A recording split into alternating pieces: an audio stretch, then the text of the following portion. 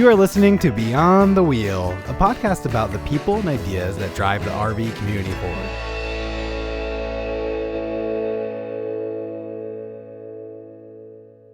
Hey everyone, welcome back to Beyond the Wheel. This week we're excited to chat with Doug Uhlenbrock, the new Executive Director of the Family RV Association, and Meagan Butler from Marketing and Communications. There's been a lot happening at FRVA lately, and Doug and Meagan break it all down. The leadership transition, towables becoming part of the fold, the big name change from FMCA, and what's ahead for the organization and its members. If you love seeing the RV community evolve, you're going to enjoy this episode. Hi, Meagan and Doug. Can the two of you tell us a little bit about yourselves and your roles at FRVA? My name is Doug Uhlenbrock, and I am the new executive director. I'm still the events director as well for a little while until we get somebody hired for that position. I've been here for 24 years, started in the magazine as an associate editor and worked there until 2014. At that point, I moved over to the events department as the events manager. And then 2017 became the director of events and I think I've done 15 of the conventions right now put together. So have a little bit of history with the organization, as you might imagine, being here for that long. Thoroughly enjoy working the job. In my role, I've gotten a chance to meet so many people, both membership-wise, exhibitor-wise. I meet you guys, I think, first at Tucson, maybe. So, just a whole lot of different parts of the job that I've really come to love to do. I can't imagine a better job for me than what I've been doing the last 24 years, quite honestly. That's great. And Meagan? My name is Meagan Butler. I am the marketing manager at Family RV Association. I've been a member of Family RV Association for about 10 years now. I had been working in the RV industry previously and recently jumped over. I've been working as the marketing manager or in some capacity in the marketing department for about a year now. So I guess we've had FMCA on before, and one of the big changes since we've last talked to you is that the name has changed from the Family Motor Coach Association to the Family RV Association. Can you kind of walk us through the decision to change that name and how big of a process that was? It really probably should have been changed back in 2019 when the association voted to accept and welcome towable RVs into FMCA. At the time, FMCA, Family Motor Coach Association, had been going on since 1963. That's when they established the name.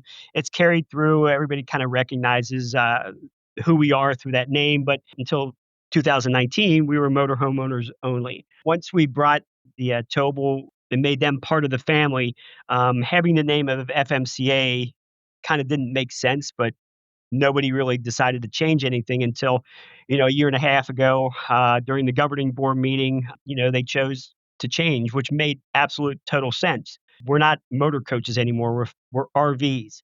And we need to really reflect that in our name as well, because no matter what you said, if you said FMCA, people thought motorhomes. Mm-hmm. When we say FRVA now, Family RV Association, now you can include everyone as part of our name. So that was the challenge, that they went and they made the change, and quite honestly, there was a lot of, there was some pushback about that.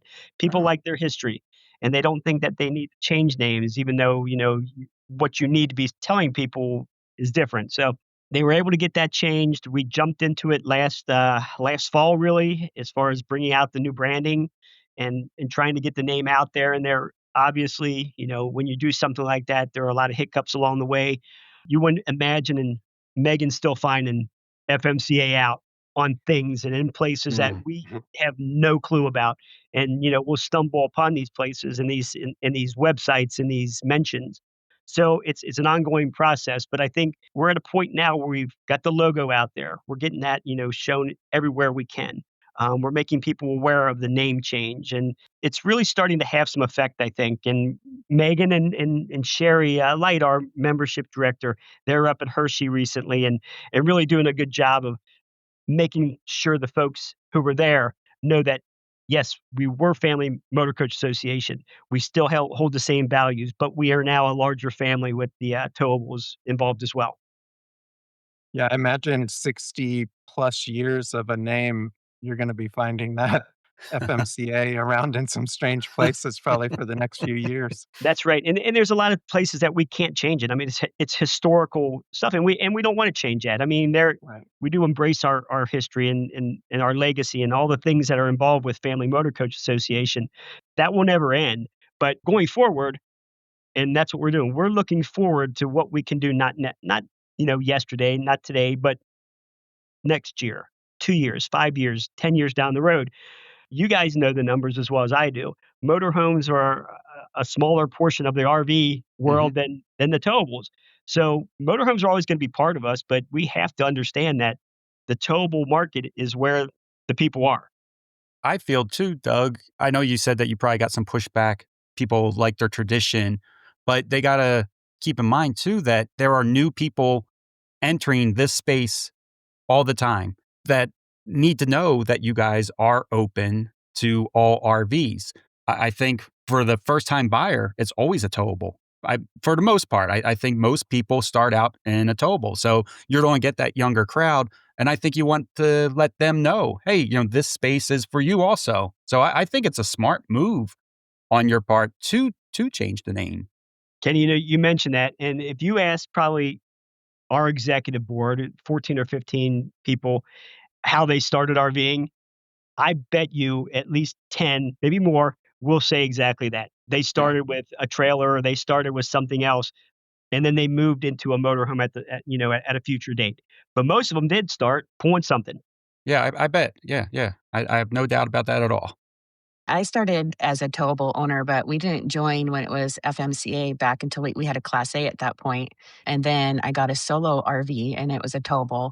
And it must have been right around the same time that Family Motor Coach at that time had allowed or welcomed the towables. And I towed a little trailer across the country for an event from Colorado to Perry. I probably was one of the few RVs there that were towables. And I was also lucky enough to be on the committee that the new branding committee. And so that was before I was working here. I was serving as a member on that committee. So talking about some of the challenges and what we wanted for the branding and still honoring the legacy was really important to us. I mean, I'm happy with the way it turned out. Doug, would you agree? Yeah, I think it's turned out well. And it's been a challenge. I mean, I'm not gonna lie to you. When you start doing this kind of thing, and we've got new logos, we've got new colors, we've got, how are we going to Mm. do? We've got the goose egg that has been kind of our emblem for years. So how do we manage that? We've got, the bus that was on there. What are we doing with that? There were so many different things, so many different decisions that had to be made, aside from just changing the name. It was a long process. As Megan said, there were a number of members as part of that, along with our executive board and staff, who went and spent many hours looking at every facet of this. It came out great, and we are kind of, after a year of doing this, and we started it probably about a year ago, maybe a little bit more, Mm. but I think we're darn close. I'm not gonna say we're there, but I think we're darn close. But that just shows that process. It is a Oh, process. yeah. What the thing is, and we had no idea what the executive board or the governing board, I'm sorry, the governing board was gonna say. So it wasn't like we had a plan established that as soon as they said yes, we had this new logo to just start rolling out to everybody. And it's not just something that you can do like that, because there's so many things involved with, with the electronic world, with the IT world, with, all the websites and Facebooks and all the different pages and things that you can find our logo. We had to get that goose egg out of all that kind of stuff, or that FMCA logo out of all that stuff, and replace it. It's just a monumental task. It's much more than you could ever imagine. And I think Megan, between Megan and some of the other folks who have been part of this in our IT department and our art department, they've done a great job creating new things, and the vision of it throughout, all of our printed things, all of our electronic things, all the different areas. Besides the name change, did any of the values or mission of the company change along with that? It's a membership-owned organization. We are member-owned. We are driven by our committees and by our executive board. They are the ones who oversee everything. It's their Family RV Association is the members' company. So we listen to them, and that's what drives, everything we do. Our values, our mission is similar. We're gonna be reviewing that. Megan is actually gonna be coming into town here in a couple weeks, and she doesn't live in Cincinnati. So it's a little bit difficult. We're going to have her come in. We're going to sit down with a number of our staff members and others, and we're going to really tie down what we want to do going forward. How are we going to present ourselves to, the world, to the RVers, to our exhibitors? What is it that we do the best, and what is it that we can add for everybody's benefit? Our job is to help all RVers enjoy the lifestyle to the best that they can, whether that's through our benefits, whether that's through our events, whether that's through the community, through our chapters and different things, whether it's through education. I mean, we can talk about so many different things that we provide to our members and to the RV industry. And that's one of the challenges is we have all these different things. How do we succinctly put that into a quick slogan or something like that? Because we do offer so many parts to our members, and we need to make sure that everyone in the RV industry understands and knows what we can provide for them. A long time ago, and I can't remember who said it, but it was mentioned that FMCA was the best kept secret in, the RV industry. Well, we don't want to be a secret. We have no interest in being a secret. We want everybody to know about us, and unfortunately, we're not there. So we have a lot of work to do to make sure that that happens. And I know they used to have, and I'm not sure if you guys were involved with going to the RVIA show that was in Louisville for years.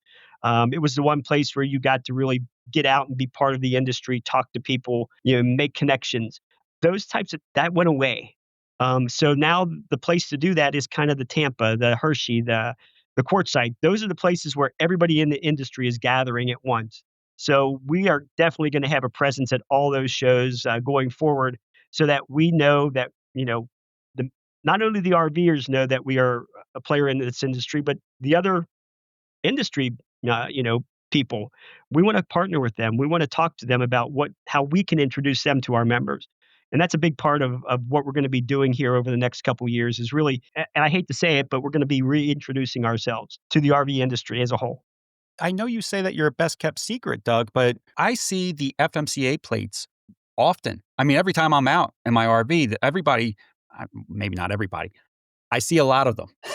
Yes. So I think you guys are I would say very well known. I think you guys are a major player in the industry for the consumer, on the consumer side of things. I think you guys are great advocates. I think you guys help everybody enjoy the traveling of RVing with the discounts, with the events, the shows, the rallies. You had mentioned you've done 15 of them. That's probably explains why on our end, they run so smoothly because you know what you're doing now. I mean, we have a great time at these events.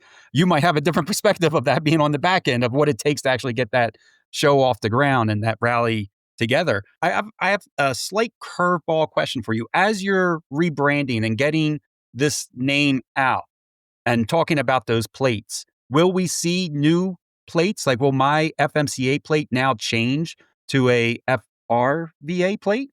We can do that. They're basically you have to call in to get a new plate if you would like a family RV association plate. Basically, the way it changed a little bit is instead of Family Motor Coach Association, kind of around the Yep. oval, it says Family RV Association, then it has your number in the middle. So that's the way it is now. We're Right. not issuing new plates to everyone. That would be very difficult for us to be able to do that. But we are making it available that you can call and order one from us, and we can get that made and sent out to folks. Okay, so it is a possibility. And I also had I was curious. You said you got a little bit of pushback from the name change internally. What about from the members? Now that the name has changed, are you feeling as if new members and older members are embracing that change?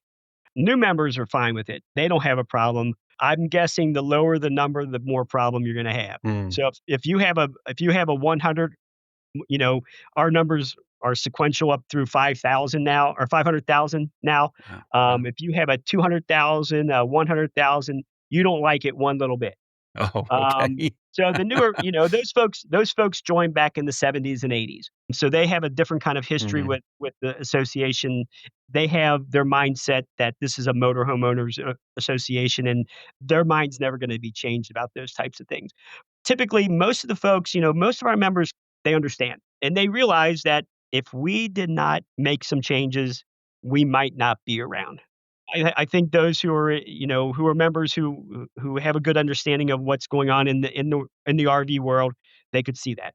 welcoming in our towables, our fifth wheels, the owners of those types of RVs was kind of a no-brainer. We had to do it, or who knows what might have happened. Quite honestly, if you go to our events and you walk through the motorhomes and you walk through the fifth wheels and the trailers, they're all well made. You look at that kind of stuff now from Hmm. comparable to years ago, they're as nice as as any As any, yep. you know you can do anything in them. You can have you know you can have all the electronics. You could have everything that you have at home in any of these types of RVs. Yeah, that makes sense. And I think, especially with a company that has been around for as long as you have been, 1963, you mentioned, you do need to evolve a little bit. And maybe it started out as a small club, but the changes that you make and put in place just allows more people to join that club. And I feel like that's a win-win. It's a win for your association, but it's also a win for the consumer. And I got another question. I know I'm probably stomping all over Sean here. By bringing in the towables, are there things that you needed to change within the association that maybe cater to towables that you didn't really need to for a motorhome? Is there little changes or tweaks? Megan can maybe answer this a little bit, and I'll give her a chance just in a second. But I don't personally believe in that we've done enough to show the towable and community that we are really embracing them and really want them to be members. And that's something that, as I've been here doing this a week now for as the executive director, that's one of my big things. That we are going to make sure that we are getting out there, finding out what those folks who are towable owners, what is it that they need? What is it that we need to do to make sure that they feel like they are welcome, first of all, and that we are catering to their needs. Sherry Light, I mentioned her earlier, our membership director. She was up at the up in Elkhart at the Hall of Fame, Hmm. where Ford was doing a towing boot camp. First time we've ever done anything like that.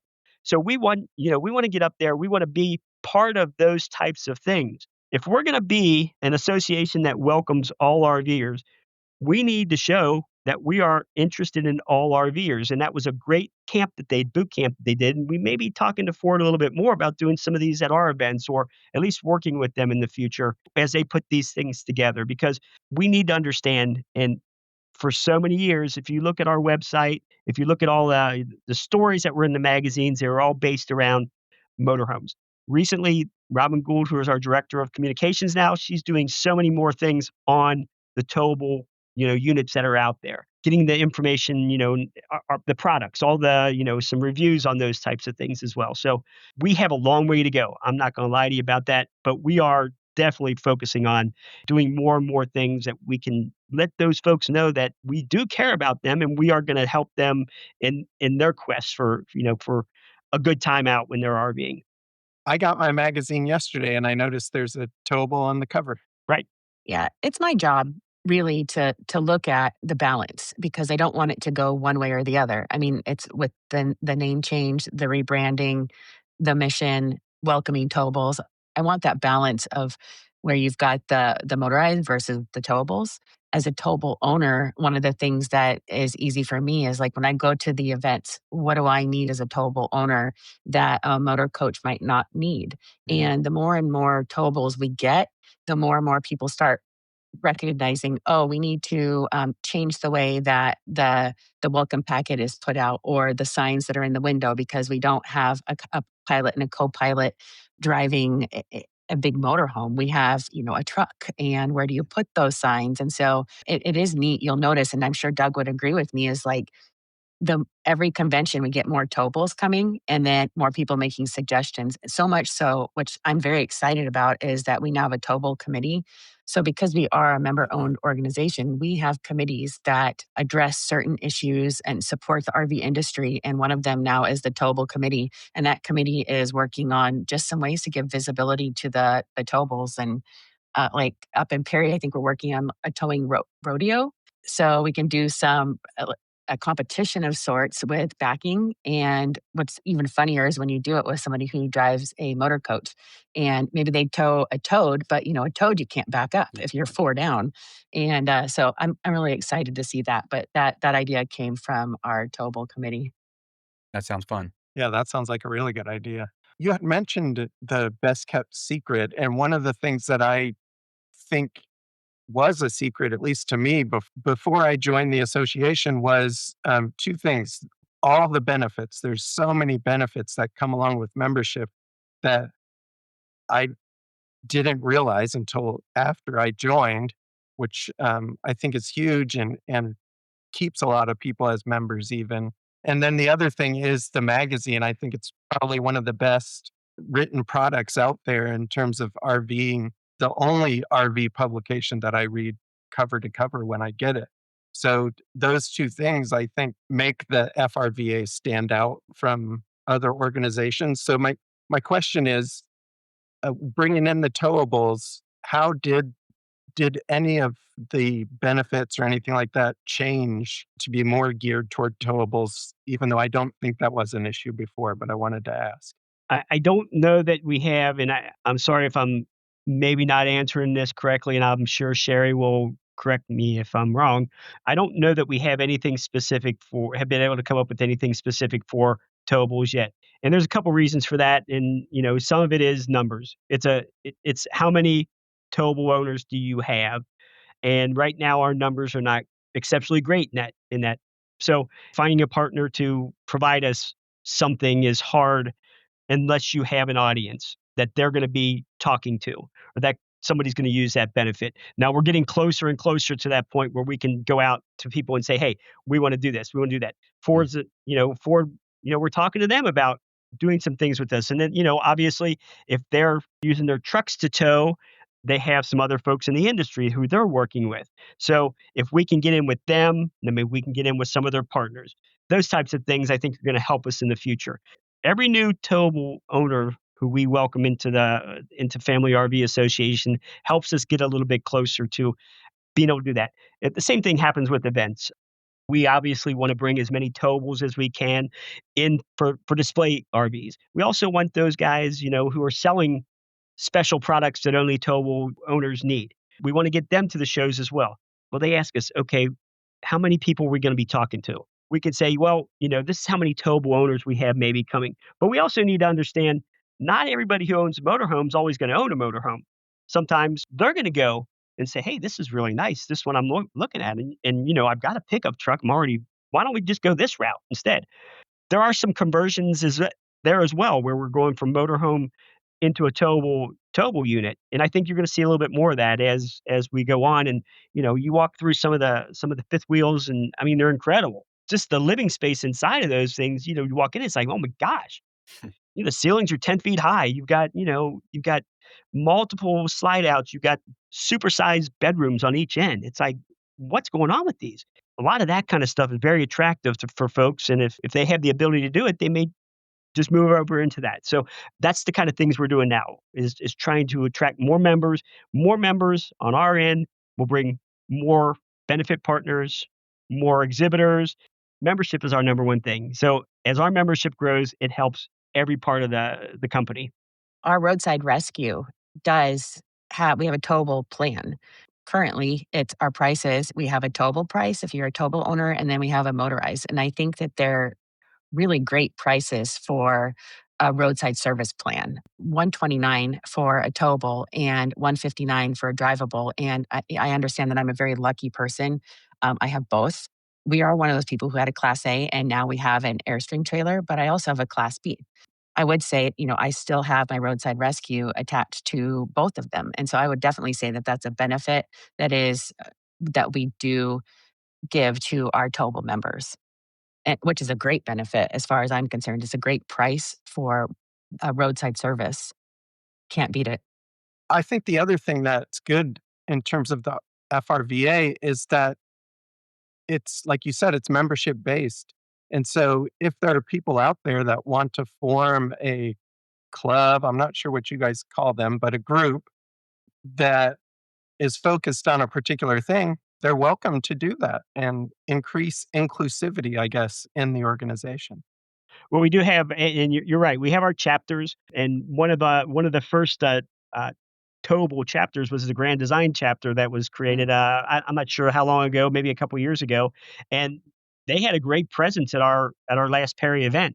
And I'm expecting them to do the same this time. They already have a bunch of folks who are registered, and they're going to have a big group of folks there. So the more we can do that, and we can take to the dealers and the manufacturers and say, hey, this is who we're going to have. We already got this large group of Grand Design owners.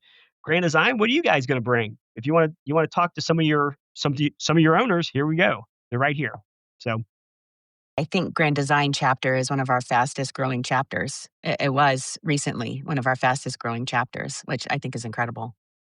As those chapters grow and the towable section grows, do you guys notice a shift in your demographic as far as age? Does the towable group bring in a younger crowd, or that isn't really something that you guys pay too much attention to? That's not that important to you. Is that tracked or even on your radar? with our new AMS system, I'm hoping we can get that. I mean, it's voluntary to put your age in there, so it's kind of up to the person if they want to let you know how old they are.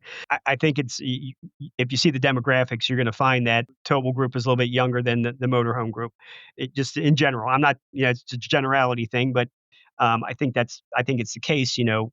For most, the more towables we bring in, I think our demographic will probably come down a little bit. How much I don't know. And that's really just a curiosity question for myself, because I know when I started RVing, I maybe 40. I can't actually remember, 44, I'll say, and we had a Class A motorhome, and people would say to us all the time, "You guys look very young to be in a Class A motorhome." And I thought that was really odd, because that was our first motorhome. That was our first RV. So we didn't know that was a strange thing. We didn't know that being I was in, my early 40s. My wife was in her 30s. We didn't know that was a weird thing, but everybody commented to us. Like when we were at a campground, they're like, "Oh, is this yours? Do you own it? Because you guys look very young to be in a Class A motorhome."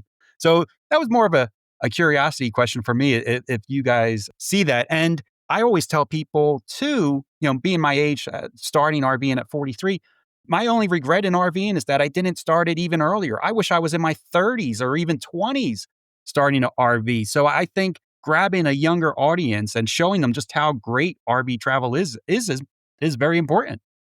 We certainly, I mean, Megan's heading up our marketing efforts, with the help of, other folks here at the staff here at the office. We are going for everyone who has an RV. I don't care how old they are. If they're 20 and they have an RV, we'll talk to you. Let's see what we can do to help you out. Some of our benefits are better for people at different age groups. We have our assist, which is kind of one of the premier things that we offer all members. They have it as part of their membership. A lot of the older folks, they want that security of being able to get home, get their self home, get their RV home, get their spouse home if something happens while they're on the road. So that's something that they think about. A 30-year-old, they ain't gonna think about that. Now, it may end up helping them at some point, Mhm.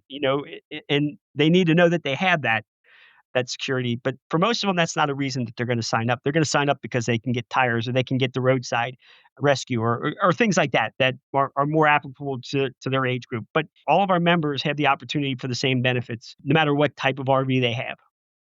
Another part of the organization that we haven't talked much about is the conventions, which are always pretty huge deal for you guys and for the members to attend because, I mean, the vendor areas, the events that go on until late in the evening that you guys put together, it's really a fun and packed event to attend. I heard you say something about a towing rodeo that may be introduced. Are there any other changes that have been made to those events since the rebranding? This is kind of the big one, as far as the towables are concerned. Yeah, we are going to do Steve Ray, who is part of our uh, he's part of the towing committee, as Megan mentioned earlier. Kind of came up with this idea, and we're going to have people have to go through a course. They're going to be on a golf cart pulling a trailer, so we're not going to have RVs out there being pulled around by trucks. So they're going to go through a course. They're going to back up. They're going to pull out. They're going to back in another way. They get scored by how close they get to the cones or how many cones they don't knock over, and Mm. all that kind of. So I don't want to say it's not a time thing. It is a time thing, but it's not time dependent. It's more how close you can get to your spots. They did a little bit of it up at one of our area rallies, the Northeast area rally, not too long ago. It looked like it was pretty well received by everyone. As Megan said, there's going to be people up there who don't tow in that manner. So we're going to see how well they do backing these into these cones, and it should be really interesting. It should be a lot of fun. It's going to be it's going to be challenging. It's going to be for a reason. We want to do this to kind of come up with, I don't know if they want to call it a champion or what they're going to call the person who actually does the best. It's going to be for folks to come out and have a good time with as well. We're going to have some MCs going on. We're going to have some viewing area where folks can watch and make fun of their friends who are doing it and all that kind of good stuff. So I'm looking forward to it. It was brought to our attention, by Steve, I guess right after Gillette or during Gillette when we were up there, and I had some questions about how we were even going to do it, and things have fallen into place really nicely. So I'm excited about it. I think that sounds like a lot of fun. And I like the interactive part of it, that it's not just a spectator, that members will actually be able to be part of it. And I like that interaction. Yeah. And I think we're also making changes on the convention level is, one thing that I think we started with Gillette is where we used to mail out our packets for people to arrive. And now we're trying to do something different. We are going paperless, so to speak, and we're emailing people their information and they can pick up their welcome packet when they arrive. And we're find a way for them to let us know who they are and where they're parking. And when they come in, they can put a handwritten sign or print out the sign themselves. And then so we know, or our arrival team knows when they're coming in who they are. So I think we're making changes with that, but we're always looking for new ideas to mix it up, like different entertainment, different activities during the day. When we have kids events, like what would be interesting for kids. We did a geocache scavenger hunt in Gillette, and we did a dance, and I thought that was really fun where everybody dressed up. Our theme for that one was Rock and Roll High School, and we all dressed up in varying levels of what high school looked like, and we danced the night away, and I had a blast, and the staff was part of it too, which I thought was super fun. And so as a staff member, I got to experience that differently than I would as a member attending. So I kind of get both sides of it. But I like the changes that we're making. Just, things need to be new and fresh. And so I think Doug was always looking at how we could make something different or fun. So if you're looking, Doug, first, congratulations in your new role. As you're looking in the next 5 to 10 years, what's your long-term vision for FRVA now that you're the executive director? That's an excellent question. Um, I it we have challenges as I think every entity in the RV industry does. We found that as we talked about earlier, we needed to open ourselves up and welcome in the towables, and we certainly want to continue to grow this association with both motorhomes and towables, all RVers. Where do we go from now until in 5 years? Obviously, we want to grow the association. At one time, we were up to about, and I don't know the exact number, but I think it was 150,000 members at one time, 130, between 130 and 150. Let's just say that. I think I'm probably somewhere in there. We have dropped since then considerably for various reasons. The internet has made it very easy for people to do and find the information that we used to be the ones who were the experts at providing. COVID, took made that a lot of the things that we do much easier for folks. Used to be you come to the convention and that was the only place you were going to be able to buy something or find something. Well, now you can have it delivered within a day. Those are things that have happened not just to us, but everybody in the industry. And for good or bad, that's the way it is. So we have to reinvent ourselves. And I think talked about that a little bit earlier as to what we provide, what we do best. Education is one of our best things that we do. And we're going to continue to grow that. We want to make sure that our members can find out whatever they need to make their lifestyle better, whether it's technical, whether it's lifestyle, whatever it is that they need or want to find out about how to RV or their travels or things like that. We need to be the ones either through our organization or through our partners and the benefits and the things that we can provide that way. We want to continue to grow that way. We want to add new partners. We want to add new things. that we're doing. Megan and I have talked a little bit about some of the things that we do as far as how we're going to do some videos in the future, how we're going to do some education things in the future. I've talked to some people about webinars and doing things like that. Typically at our conventions, we have over 100 seminars. Let's start recording some of them and making those available to folks. We have to be a little careful with that now. I mean, that's a great idea, but if we do that, there's no reason for them to come Mm. to the convention. So there has to be some kind of, okay, yeah, we're going to show this, but you might not get the whole thing. I don't know how we'll do that, but we do, need to start reaching out there. You guys know as well as I do. You pick up the phone, you watch a video. It's easy. We don't do any of that right now. We're going to be doing that. That's going to become something that we're going to be doing more and more. We're going to be doing podcasts like you guys are with us right now. We're going to be doing those types of things with our partners so we can do those things for our members so they can get, instead of having to read a pamphlet or read about this, we're going to talk about it on a video or on a podcast so they can tune in while they're driving and hear about it and then, either take action afterwards or at least have the knowledge of it. So those are the kind of things that we're going to be looking to do here, the next year, next 2 years, 5 years.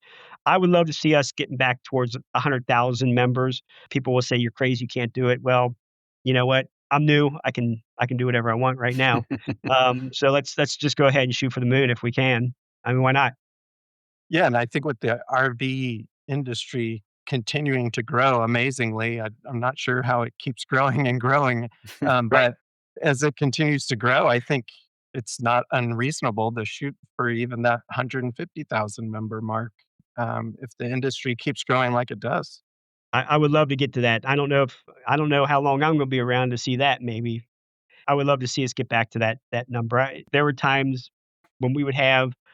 It was not unusual for us to have over 5,000 go to Perry or, I think our high mark was close to 8,000, at one time over in Maine. So the opportunities there, the more people we have as members, the bigger the events get, the more chapters we have, the better benefits we can provide. Everything, everything is based on what our membership is. And that's our primary objective right now is to start growing the membership. And when that happens, everybody benefits when that happens. Mhm. Yeah, I would say that's definitely a win-win, when you guys grow because that gives you more negotiating power when speaking with these other companies and Yes. bringing new companies in. Megan, I have a question for you, kind of piggybacking off of what Doug said there. As the industry kind of changes, technology changes, social media is more popular now, apps, virtual events, things like that. Would you guys be or maybe are you thinking about maybe doing like virtual campfires or virtual roundtables and things like that? Is that something that is a little bit on your radar? I know your Facebook page is fabulous. It's fantastic. And you have a large member there where people can go in and say, hey, I'm a newbie. I got questions. And the support group there is really great. Are you guys thinking about maybe doing like virtual meetups where people can kind of learn virtually? It's funny that you said that because I was having a conversation. We have somebody who helps us out on the social media side. We were talking about, I said, we need to have a campfire or some sort of, I was calling it that, where we have like maybe a webinar, but maybe more interactive where people can speak and give us questions. Maybe every quarter where we can meet with our members and have them ask questions, and so they can learn more about the benefits that they have. If that maybe they don't understand how certain things work, but what is the best way to do that? Well, in a forum kind of like we're doing right now, where we can actually talk to the members and and maybe hear some of their concerns. It's not something that we have put on the table, but it is something that I am thinking about. And I'm always thinking about ways to engage. I am an RVer. So I think about what do I like when I see other people doing and how can we integrate that into our social media. I mean, and social media is always changing. And then you toss in AI and everything is changing. And so I would say even the last year, you've seen some big Hmm. changes and on how people communicate and what works. And maybe what worked 5 years ago doesn't work now. And so we're always kind of like messing with that. And we're looking at just different ways that we can communicate with our people more. Have we done anything with like the thought of a new app? No, but we've talked about maybe down the road or ways for our members to share pictures with us virtually. And so Mm. they can be part of. I think the biggest thing is just having our members, we're a family. That is why we kept the word family in our name. Family RV Association, we want our members to feel like family. And so if they can share their adventures with us, share their stories with us, and share that with us some way electronically or virtually, it is just going to make everything better. Yeah, that's great. And I think you had mentioned like sharing photos and stuff like that. I know on Instagram, I haven't been very active on Instagram lately, but I know when I am and I tag you guys and you'll reshare it on Instagram, that makes me feel like, oh, I really am part of this family. They liked the photo that I sent and I tagged them and then they reshared it. I think that does bring people in and makes people realize, oh, yes, they're an organization, but they're paying attention to me. And they reshared my photo. I think that's a great way to get people to feel more involved with the association. So I'm glad to hear that. I think that's all of our questions. Before we let you go, is there anything that we might have missed that you want to highlight or talk about? I think the only thing that I was thinking of is just kind of in the vein of the rebrand is like, I understand that people don't love RVing as much as I do. I'm probably one of the exceptions. I know Kenny's pretty energetic and loves RVing a lot too. And so, when you see somebody like that, when I joined this club, I joined it because of the magazine and I read stuff and then I saw that there was an event. And so we went and immediately I kind of just fell in love with the people. And at that time, there was a considerable distance in age, but it didn't stop me. I didn't go to another club or another organization to find that. I am part of other clubs because of my Airstream or, type of RV that I own, but my heart is with Family RV Association. And I hope one day that other people will feel like the same way that I do about the organization. Because for me, this is more than my job. This is my hobby, my passion, my family, and I love it. And I hope that the people who continue to join continue to grow and continue to feel that, and keeping the people who started this club, their legacy alive. I love sitting next to somebody who's been member for 40 years and have a conversation with them. I would much rather have a conversation with them because their knowledge and their experience is so much more than I can get by watching a YouTube video or, just sitting at my house. I can sit next to them in an event and have a conversation and learn something. And that is what keeps bringing me back time and time again. And this is my hope is that other people will feel what I felt and what I continue to feel with this club. I think it's just fantastic. With Megan saying that kind of reminds me that unfortunately, I sit in this office in Cincinnati for most of the year, but 2 times a year, I get to go and meet our members at these conventions. And those 2 weeks, I might be working like crazy, but it's the best 2 weeks of the year for me. Well, actually, it ends up being 4 weeks because I'm down there for 2 weeks each. But, those are the great times because I get to work with these folks. I get to meet them. I get to hang out with them.